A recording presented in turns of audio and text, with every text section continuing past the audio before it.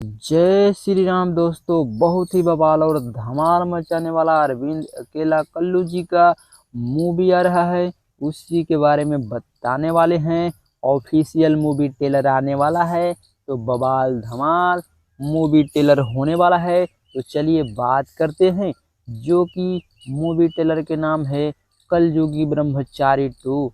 एकदम बवाल और धमाल मचा के रख देने वाला ये मूवी बताया जा रहा है, जो कि अरविंद अकेला जी का लुक देखिए कैसा होने वाला है। एकदम बवाल और धमाल मचाने वाला ट्रेलर है।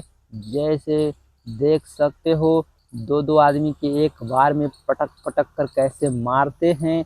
बवाल धमाल मूवी है, जो कि ये मूवी ट्रेलर आ रहा है आज सुबह 6 बजे। तो एकदम बवाल और धमाल मचा के रख देने वाला ट्रेलर है। तो अगर आप इस ट्रेलर को देखना चाहते हैं तो 6 बजे सुबह आज आ रहा है वर्ल्ड वाइडर भोजपुरी के यूट्यूब चैनल से।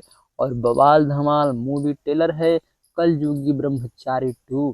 तो देखिएगा बवाल धमाल। अगर वीडियो अच्छा लगा तो चैनल को सब्सक्राइब करें और कमेंट करके बताएं कि वीडियो कैसा लगा।